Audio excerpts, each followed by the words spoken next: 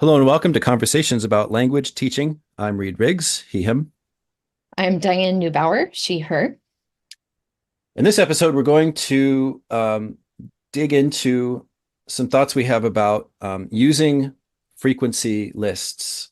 It was a couple weeks ago that I was looking at some frequency lists for my students, and a kind of a wash of ideas came to mind. And Dan and I started talking about, the teachers that we work with have worked with for about at least 10 years, this so-called CI, comprehensible input teachers, have been really into frequency lists as sort of a core thing that comes up in training. And I had submitted something to Actful about 8 or 9 years ago, maybe less, maybe 5 or 6 years ago, saying, here's my idea on how to make a curriculum around a frequency list. And it was immediately rejected. And I thought it was cutting edge. I thought, this is the cutting edge thing. This is going to be the best thing. And that flat out rejection, I thought, oh, they don't want that. I got to think about what's wrong with this. I got to really reflect on this. Yeah. Well, can I pause you just for Yeah, a second? sure. Some years, actual proposals, they're very hard to get past, like to get in. Like there's a lot of competition some years, and some more recent years, not as much. Like I used to hear maybe 40% of all proposed sessions were Sure. accepted. So that's a Yeah. lot that were cut immediately. So just don't be too hard on yourself in terms of And the I judgment accept there. that. I accept But that, it but did also make you rethink, and that's legit. I like to think that it was that I was yelled out of the room, and then I needed to go back to the drawing board and learn a lot from it. I like to think of Yeah, it that you way. took that rejection very hard, I would say. Yeah. No, I don't think there was feelings attached to it. It was just more Okay, like, no oh, fear. what?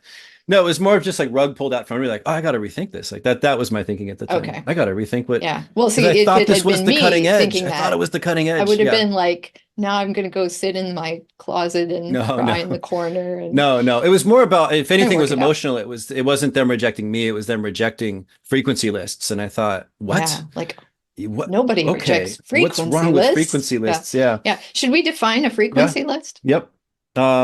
So you can buy Routledge's frequency dictionaries. I have a Mandarin one and an Hmm. English one. I know there's Spanish. I bet you there's Yeah, like a 20, lot of 25 languages. major world languages Yeah. have something like Um, that. the HSK, which is the mainland China um, test, the Hanyu Shui Ping Kao Shi, which just means Chinese level test. They generated their own frequency list.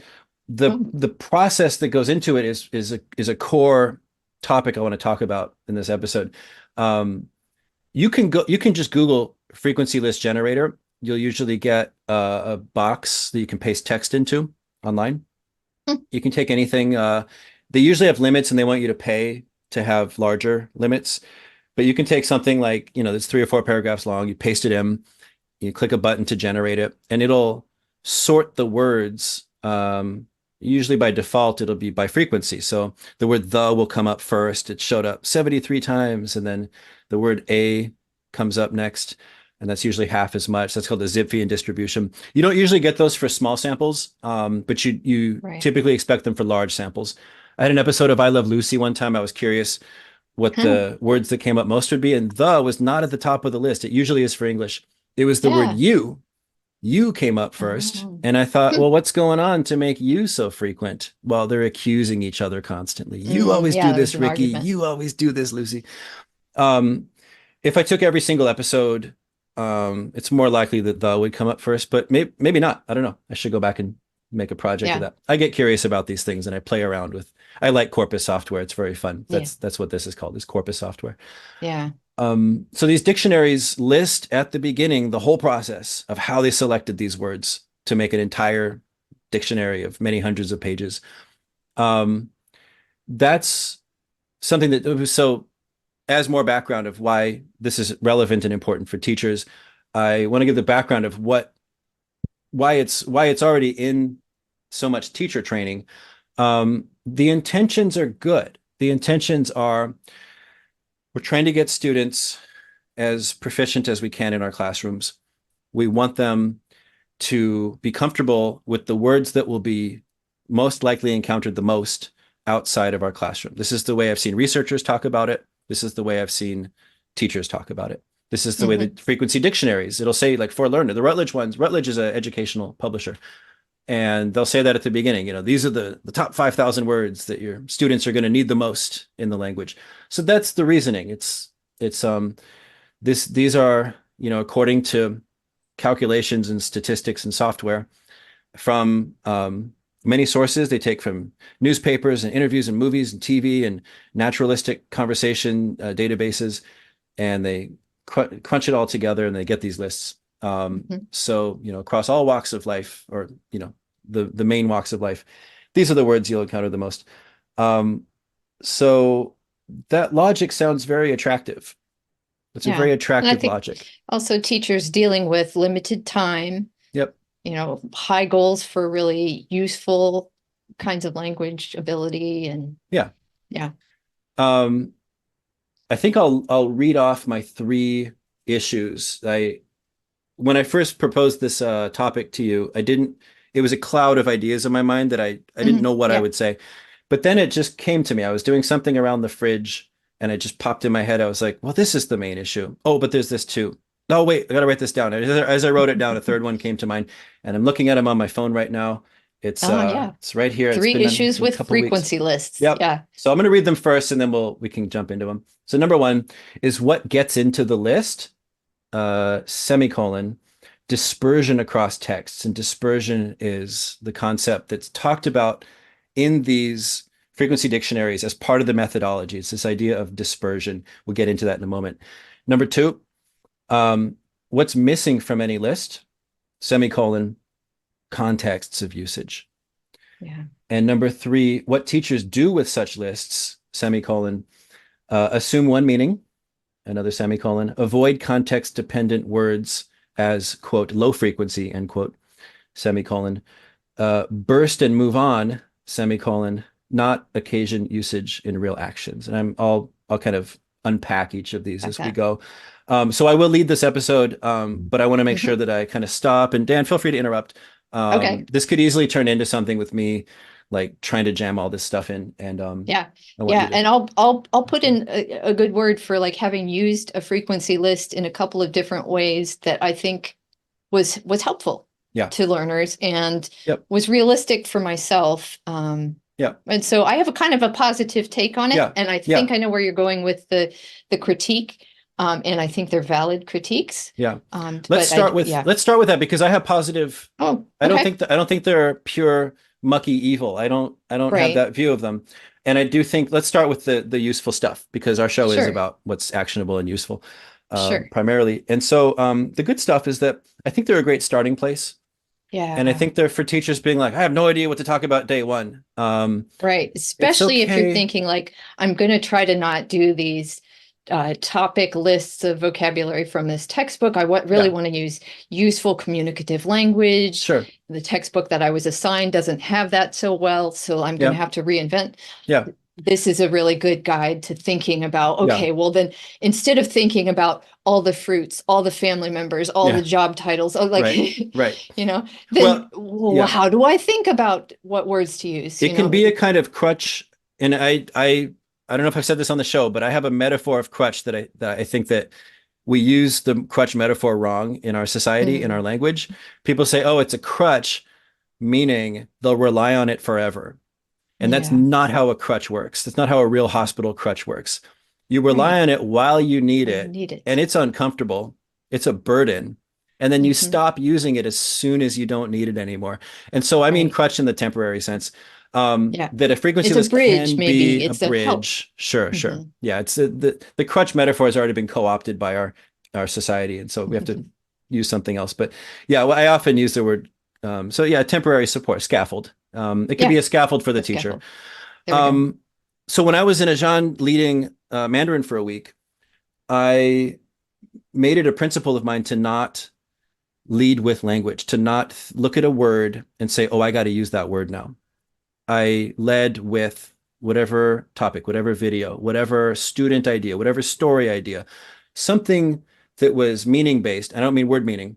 I mean the ideas we're trying to talk about.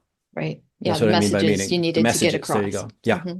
And in each moment, what might come to mind is like, oh, this person's going to abandon that person. But then I would think, oh, I'm not going to use those words. Let me try to think of a simple word, especially words that we've already used. So then I'd look over at my word list that we'd already been emergently adding to, and I would see the word go. And I'd say, oh, that'll work. He will go. And it's like, okay, Yeah. that'll do it. So I kept rephrasing my ideas with the intention of communicating. And this is where I'm at. I do not expect teachers that are just getting into communicative language teaching to be able to like on the fly keep being like, oh, let me like, no parachute, jump out of this plane and be like, right. I can do this. That'd be the feeling of it. So I think that a frequency list can be that temporary scaffold for teachers to say, instead of in a scary way being like, oh, I'll think of the words when I need it on the spot, to go, no, we have this list of like the most frequent words. Let me try to keep coming back to those. Terry Waltz has come up with her 7 concepts, the super 7, she calls them, and whatever verbs you attach to those, you can keep coming back to those because they represent movement and volition and Possession, existence. Yeah. So the person preference. was there. Okay, we have a verb for that. We can keep coming back to those to communicate. I told her something about Marco Polo, the explorer, and she goes, "Oh, you could tell the entire Marco Polo story just using the Super 7. He wanted this. He went there. Like you can boil things down into these simple things." And I think a frequency list can do that. Frequency list for me, we're still on the positives.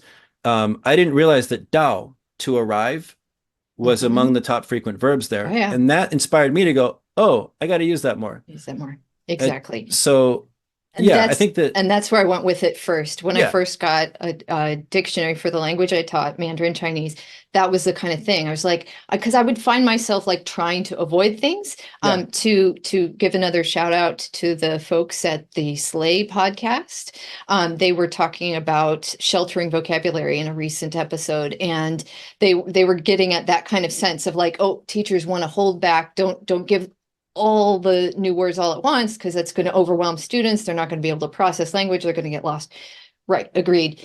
But the where I sometimes find myself is sometimes I'll hold back a little, maybe too much. Too much. That's right. Because I'm thinking like, oh, but that word, that sounds upper level to me or overly specific for this. But like Dao in Chinese, another one is 就. Sure. Like I was avoiding that word, which has no good English translation. I just thought of one though. It's kind of like just. Right then. Like I just did this. He just did that. It's a little like just. Yeah. Right then it can be just sometimes, but like, just when he said that. But we don't always need it in English where they really you feel it in Chinese, you want it. So like I would avoid some things like that. And the frequency list taught me like, I'm not really serving them well. So that helped me rethink, like, am I actually using natural language, even if I'm using simple language with my beginning and barely intermediate learners those were the ranges that I mainly taught and still teach really mainly. So that was really helpful for me as a teacher to rethink, like, how am I prioritizing language as I was learning or unlearning, I should say, textbook lists mindset, but the other thing that I did was I took the top 50 words in that frequency dictionary and I gave it to my students. And I said, how many of these words do you recognize? And my year 2 and 3 students knew all but 1 or 2. And they were like, wow, we kind of know, because like the figures are that, some small number of hundreds of words is some huge percentage of the actual language in use. And so knowing that, while there are going to be words that you don't understand within a sentence, you've got a lot of the big pieces already. And so you're just developing more specificity of knowledge as we go forward from here. But to know what a big accomplishment it is really in that year 1 and 2. So especially at those stages where students don't feel as productively able to keep up with what they want to be able to do, maybe that they could do in English or in their other native languages. To help them understand that even though you don't maybe feel the productive ability in the way that you one day can and maybe want to now, know that in fact you do have a lot of the pieces of this, the bones of this language are already in your system. Yeah, it's another, you just said then and now. I was just thinking that we often, because the source texts for a frequency list are coming from all these realms of society. So they represent language use outside the classroom. But they can also help us participate more inside the classroom, where in the first days, if you're familiar with these words that are going to be so used in so many sentences, that it's highly likely that the teacher will continue to use them, and that the whatever we're reading and listening to, and also what we want to express to each other, is also going to keep using them. And so you're also Yeah. setting up your own classroom by starting off with these things. You're saying this is the predictor of what we're going to end up needing when we talk about all kinds of different things, even just in our Yeah. classroom. Yeah. So yeah, it's for the world beyond, but it's also just getting your classroom set up. So Yeah, so I okay, think it can build a sense of legitimacy, especially if you're creating a curriculum that is more based off of something other than this published yeah, frequency sequence of list. vocabulary and grammar or Yeah. something. Well, let's get that into let's jump then into the little list of the issues. Mhm. And I think we'll find silver linings in each of them. I think that Yeah. they're not going to be destroyers of frequency lists. And my goal isn't to destroy a frequency list. Really, it's just to find places for it and recognize what it doesn't Its do, limits. so that Yeah. we're not overusing it.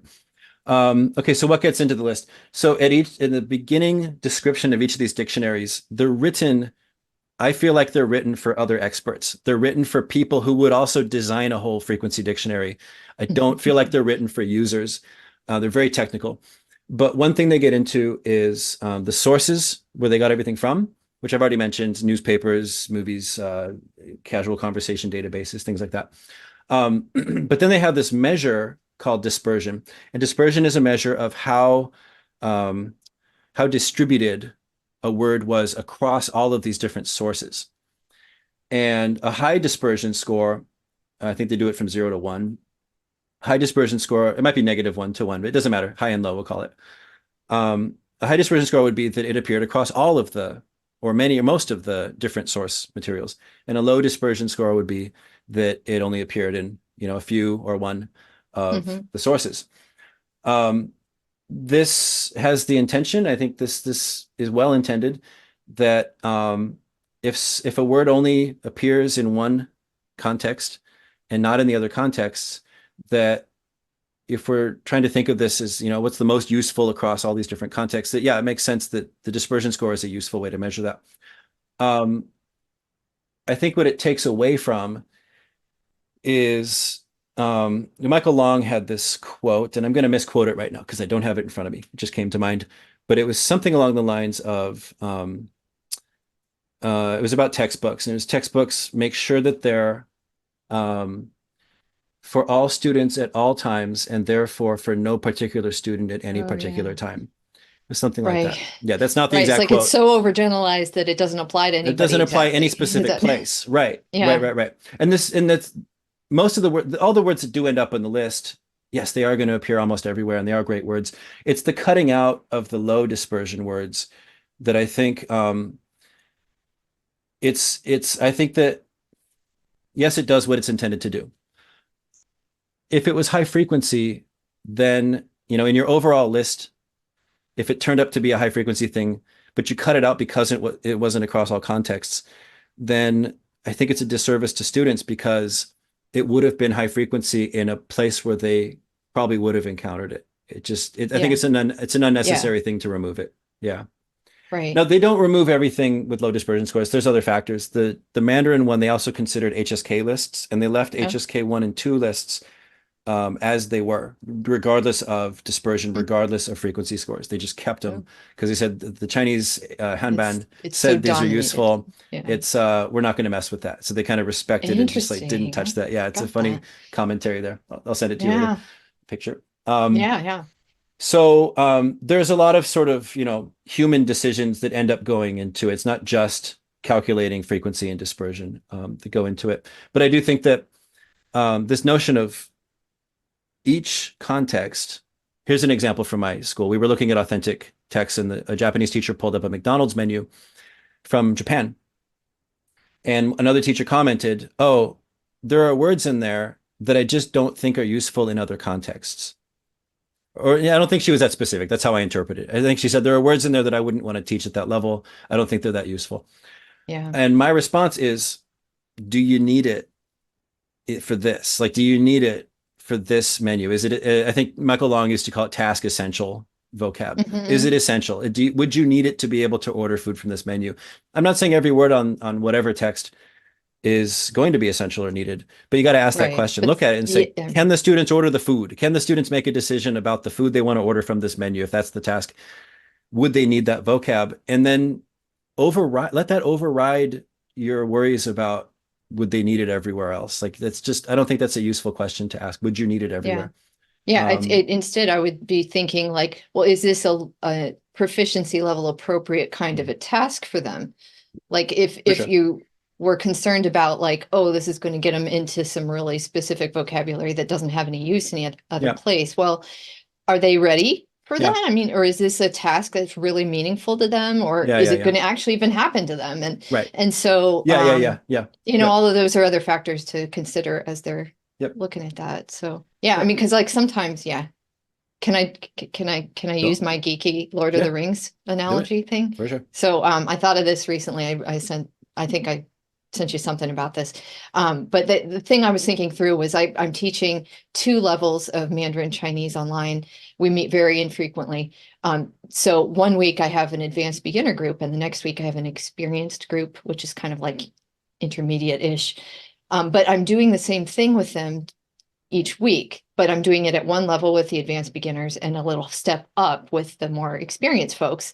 Some people are in both classes. The point is, I wanted to use more specific kinds of vocabulary with those experienced folks, but I was thinking about the advanced beginners, like, I don't really want to use like a specific vocabulary item for New Year's resolution with Yeah. them, really. Yeah. I want to like use something broader, like, what do you really want to do? Mm. Or something like that. Yeah. And because I felt like, here's the geeky Lord of the Rings thing, watch Mm. for my other fandom, one of Yeah. my other fandoms, I have a Yeah. lot. It's like digging too deep in Moria and you've let out the Balrog. Like, Right. don't go so deep and so intense when you Mhm. can't handle that yet. Sure. Sure. And so like if you're giving them super specific vocabulary that is like way down there, but they don't have like the ability Yeah. to kind of generally do Yeah. chit chat about Yeah. that yet. Yeah. Like I wasn't sure some of my advanced beginners might not be comfortable with phrasing about do you want, what do you want, do you really want Yeah. to, are you Sure. certainly going to do this? These sorts of things. I wanted Yeah. them to be able to talk like that before they were going to say something as specific as I have 6 New Year's resolutions, blah, blah, blah. Yeah. Like, Yeah. And so it could be a question about how much. It's like I said in other shows recently, when I provide a single sentence from a real news article for my ninth graders, I'm considering that readiness. I think they can handle this little short sentence that's going to yeah, summarize the main point. It's on target in terms of meaning, and it's got an amount of vocabulary that's new that I think is reasonable for my students. So these are always going to be Mhm. judgments the teacher needs to make. I think Right. that what I do often see teachers say is, okay, I think it's fair when they say I don't want to show this or that because it's just a whole bunch of low frequency vocabulary. That's fair. You're making a judgment that it's too much vocabulary that's not going to be generally useful. I think that's a completely fair, good judgment to make. But it's when a teacher says, "Oh no, there's a single word in here that students don't need. Therefore, this entire thing I'm just going to scrap." Yeah. They could probably handle one, Yeah. It hyper might even specific vocabulary. spark the interest. Yeah, yeah, Like, yeah. oh, I learned this cool thing. Like Right. somebody reacted today in class to the word for aerobic exercise. There you go. Because I said that about my New Year's resolution. Like I was trying to do exercise on a daily basis. So I used that and somebody was like, write it down for us. And like, oh, okay. Who knew? Right. Yeah, exactly. Right. But I think, it was new to her, but she thought it was cool. Yeah. And so we went from there. But, Yeah. Yeah. Yeah. Yeah. So I So, think sometimes those context specific or more yeah. Yeah. specific or less dispersed Sure. specialized vocabulary Yeah. Yeah. can be that kind of hook of interest. Yeah. I And it's definitely had about students making like, those judgments. Yeah. yeah, they wanted to know the word moose in my middle school Chinese classes years ago, and I had to look it up. I mean, that's a North American animal. It didn't happen to come up in my life in China. Right. And so, Yeah. but you know what? It was high frequency for those kids. They wanted to know moose. Yeah. Yeah. So we learned it. Yep. Yeah. It was essential for the communication that they wanted to have. And you made a judgment that they were ready for it. I think that's Yeah. the way to talk about that. So that's dispersion. I think that's issue number one. It's got its downsides, and the solution is it Yeah, instead of don't avoid all yeah, low don't dig frequency up any things. Balrogs, but Yeah, don't, make your own judgments. don't, Yeah. yes. Yeah. And it's okay to have, a couple little specific things. And you watch your students, be responsive to your students and see what they're interested in. Um, okay, number two, what's missing from any list is the contexts of usage. This is true of any list, including frequency lists. So a vocab list in a textbook, a list that you as the teacher maybe made up, a word that you just thought up on the spot where you go, oh, here's a word that I think we should use. If it's being used in a paragraph or a story or a conversation, then that's context of usage. But typically in a frequency dictionary, they might give one example sentence. They might not give any example sentences. Either way, it does not represent the broad differences in meaning that word form will take on when used in different discourse contexts, different paragraphs, different situational contexts. And that's just the nature of words. All Yeah, words, just pop open a dictionary and try to count how many words have just one definition. It's hard to find. Most words have yeah, many definitions because of the history of word usage. Words just, we said in the last episode that we have the words we have now because of the history of people borrowing and changing word forms to fit whatever communication they wanted to make right. it fit. Christensen and Yeah, Chater, we it's it. can list in the links. Yeah. Oh yeah. I was gonna say it's even a pop culture kind of a discussion, like what are the new internet slang Yeah. terms and things like that. But it's more Yeah. than just slang. It's more than just that. It's yeah, language Yeah. is shifting and changing. And it's not that it's not completely chaos random. There are principles at play, but they don't make anything predictable. You can look back and say, oh, that's where that came from. Oh, that word came from that word, or this word is based on the sound of this, what this is supposed to be. It's like there's always some kind of little principle. Um, but the arbitrariness of it is just people just thought it would be fun to start using this word in this new way. So that's the history of why we have what we have. But what's more important, I think, is what we have now is that any word you see in that frequency list, just because you've put it in a story and students have heard it that many times, Yeah. it doesn't mean that now they can go out and recognize its usage because people will, and even in the classroom, it'll come up later in other contexts, maybe even grammatical contexts, where its meaning and function is going to change.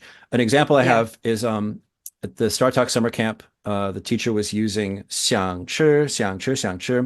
It was part of my dissertation. The teacher used it 183 times. I counted in the first lesson, 50 minutes, 183 times 想吃. Yeah. There were some And other it counts of means in wants that to eat, context, wants there to you eat. go. They were making a story together, and it fit to tell the story, to build the story together. Just the teacher alone was saying 想吃. It was a comprehension-based format of teaching. I had the counts of the students also saying it. There were very few. There were a couple, but very few. And so I think about a week later, I sat through a lesson. I wrote down the vocabulary that was coming up in the lesson, and I wrote my own reading Hmm. using the list of vocabulary that I'd written down. I didn't have any exact sentences. I did not have the original story. I just had the words that I noted from the story that they were reading together. That was the way that teacher did it. The reading was based on what they'd been hearing a lot. Um, and so I wrote my own reading. And in my reading, I used 想 as a quotative thought. So this Mm, person 想 colon open quote, I would like to blah blah blah close quote period. yeah, like And thinks that instead this of person would thinks like to. quote blah blah blah. Yeah. And that usage never came up in class. Boom. I wasn't planning to change it. I wasn't planning to change it. I just used my vocab list to just kind of create a story that made sense to me. Hmm. And I pulled students out of their evening activity on a rotation. I video recorded it.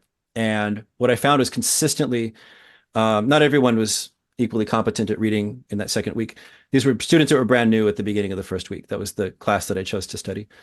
Um, Consistently, when they hit that character, they got confused. They would say, I don't know what that is. And then they would go, wait, is that Xiang? No, that can't be Xiang. Yeah. It's like it Yeah. really It threw doesn't them appear off. in the context they had It seen wasn't the it before. context they were familiar with. And so, I've seen that same thing happen. Yeah. sure. And that's part of growth. That's part of language development Hmm. and that's part of You having a teacher learn there to, to go, oh yeah, yeah. no, here it's used like this. And students will often ask, like, is that normal? And you go, yeah, it's normal. And they go, okay. That's just the part of the development of vocabulary, but also language development as a bigger whole, is seeing that forms are borrowed into new contexts, and it's very highly variable. It's based on many hundreds of years of humans changing and borrowing forms to fit Hmm. communicative needs. And coming back to my main point is that I think frequency lists mislead teachers, much like textbooks do, into thinking, oh, now I've taught that word because my students are so competent at understanding it when they hear it. Yeah. That's that context that the teacher has very much controlled for. And one of the teachers who found out that I changed it got mad at me and said, don't mess up my students. They're very confident. And I said, that's fair. And I kind of apologized. I was like, because the students were getting tripped up and they were like, we don't want our students who are brand new beginners to lose any confidence in their reading. So Sure. can you not go and write your own stuff? Like we're carefully controlling everything that they're Hmm. reading so we can keep their confidence up. Yeah. Fair with brand Just new separate. beginners. I think so. Yeah. No, Hmm. I didn't. Yeah. Yeah, it was all They interesting. weren't perhaps ready for it, but yeah, yeah, it's, yeah. I had thoughts about xiang specifically. I think there's even regional variance in the use of that word. Like Mm, as that thinks that term, yeah. I have had, this is even among native speakers, this will vary. So I've had native speakers say, you shouldn't use it the way that you just described. And I went back and I have now collected samples of native speakers using that word just that way Yeah. in novels that I've read and podcasts or movies or things like Yeah. that. And like, I'm convinced that I'm doing it just fine, Yeah. but perhaps this person's region didn't. Yeah. It wasn't the phrasing that you would choose. And China is very diverse Yeah. and Oh, yeah. linguistically is diverse. Yeah. It doesn't know it is Right. because everybody's told to have this standardized kind of Mandarin, but we don't. We don't across the Yeah. country. It's different and around the world too. So like I think that can be a factor as well, which I think especially with Spanish, which Yeah. parts of the Spanish speaking world were chosen and Yeah. does it hold here as well Right. as there? I'm doubting that it would. Right. It Right. would Right. probably vary somewhat. Yeah. Well, that's an extra separate issue. Is like the variation and change. We'll just focus on variation. It's kind of the subject of sociolinguistics. Um, the evidence is clear that like there's no two people speak identically to each other. Those are called Yeah. idiolects. Just how each Yeah. individual person talks. You can spot it when you just hear someone in the other room and you go, "Oh, that's like who that person is," because everyone has a distinctive kind of fingerprint to how they talk. And then there's regional, there's community norms, and then there's country differences, Yeah. And and we're not sometimes even there's talking about standard, accents. We're talking not about even actual accents. word usage and word choice. That too. Yeah, but also accents as well. There's so Yeah. much Yeah. variation that in a classroom when it's like, I want you to be able to meet the queen of this country and be able to, speak the way they do. Um, it's not a very functional, useful way to think about teaching a language where it's like, if you want the students to use the language outside the classroom, you got to kind of let them go. Like they're normal human language. Like we're watching a lot of cartoons with our daughter, and there's so many accents just in the English original versions of things. There's like French accents, like all the Beauty and the Beast is full of French accents. Right. We watch Aladdin, and there's all these kind of mockish, cartoonish Arabic accents that Disney Mm. apologizes for at the beginning of their movie now. Oh, yeah. Lots and lots of accents in American stuff. Oh, and Sebastian in The Little Mermaid, Hmm. his like, kids are singing Under the Sea, it's Right. a full-on Jamaican impression accent. Um, None of that seems to have any impact on American kids' English development. Right. And so they're getting tons and tons of repeated input of different accents, and it seems to have no impact at all. You don't see a trace of it Yeah. in the Doesn't carry development into of their. kids. Hmm. No. And so what does seem to carry on is what social group they want to show that they're a part of. And so we have our middle schoolers now saying, he's a Rizzler, using Riz a lot, and Skibbity. They're showing that they're a member of that group. And when I ask the high schoolers, my seniors especially, hey, do you guys use these words? They have an emotional reaction. They go, Yeah. So I was gonna I'm not say. in sixth grade. Yeah. So Yeah. that No, to me is more ugh. predictable. It's like, what Yeah. social group do you want to be a member of? I don't ever see language teachers take this into account other than a sort of, at best, like, well, I don't know. And so therefore I don't over restrict, and they're going to figure Right. that out on their own later. I think that's probably the best we can do. I'm not going to tell teachers to teach these different sociolects. You'll know when you get in that community and spend Yeah. time with them, how you want to talk like them or not talk like them. And a lot of people make the decision to not pretend they're a member of that community. And so the accent never sounds native like, because they're trying to not pretend that Yeah. they are from there.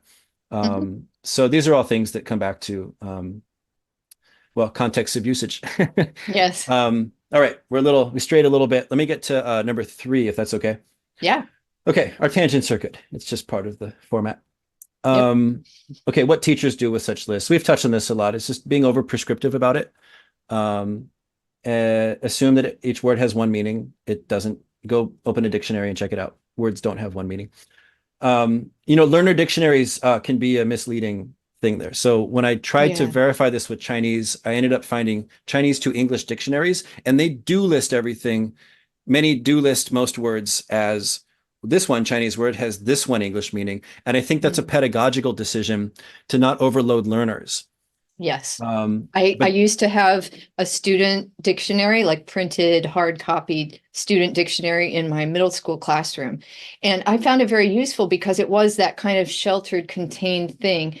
The majority of these novice learners, everything that they wanted to know was in there. yeah, And I actually would have them, we would play a game as a brain break sometimes, like it would stump the teacher. So they'd try to find a word in their dictionary that they thought I wouldn't know. that's And fun. then I would see if I couldn't tell Yeah, them what it was, yeah, then they'd get a point or something yeah, like that. yeah, And, yeah, yeah. I usually knew because those were very sheltered dictionaries. And so, yeah, it was a pedagogical decision. Absolutely. Designed for like intermediate and below, probably Yeah. novice. And it's like, and Right. that's who you're teaching. It's like you're all working in the Yeah. same community of proficiency level learners. And so that's somewhat predictable. But then I found an actual Chinese dictionary that had nothing to do with learning English. And yeah, sure enough, every word had many, many long lists of Hmm. definitions, just like an Oh, English yeah. dictionary has. Absolutely. Um, okay.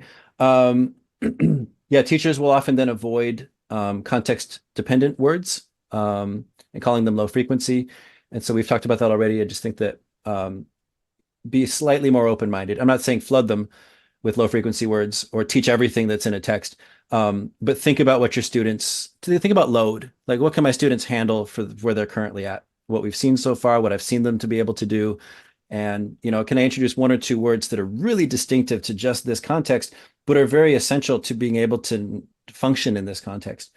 Right. Um, the burst and move on, that's another one. So I took the term bursty input from Christensen and Chater. A lot of parent input is very bursty. It's you're using a single word many, many, many times, all kind of close Mm. together. And so I think that again, that's fine for beginners. It really seems to be very effective for beginners, just based on what I've seen, based on the evidence, based on my experience teaching. It's very effective for beginners. Yeah. But Agreed. it's the move on part. What I mean by move on is we never see it again. Hmm. That's the dangerous part, where it's like I thought I already you heard it 200 times a year ago. What happened Yeah. to that? It's like, no, That's, no, no. yeah. It should be part of our repertoire. It should be part of the normal things we're talking about all the time. There shouldn't be any move on. And if you're Yeah. communicating Not it's a ultimately. natural Yeah. fix. Yeah. Yeah. And I think when we're always targeting something new, we're crowding out stuff we've done before. It's like you can't Yeah. just target something new and like fill up all your classroom time with just targeting something new. Yeah. Um, You need to build fluency yeah, that yeah. overall. Hmm. And then not occasion usage in real actions. It's the real actions where it's like, we're trying to learn something. I'm trying to learn something about you. I'm trying to make up fiction with you. Or I'm trying to talk about this picture. Um, in those are real actions, as opposed to, let me try to repeat this word more. Let's see how I can repeat this word more. A crafty teacher can do both, but it's easy to get sidetracked by like, I'm just say this word 100 times so you heard it 100 times. It's like, context learning is part of language learning. Like you're learning context. That's actual learning going on, is learning those contexts. And Yes. so if there's no context being provided, then there's no context being learned. Hmm. So that gets it. Should we cut it off here because our timer's I about think to run out? sure. If you've got everything, That's I it. didn't have anything else. Thanks for listening. I've been Reed Riggs. Yeah. Thanks. And I'm Diane Neubauer. Okay. Have a great day.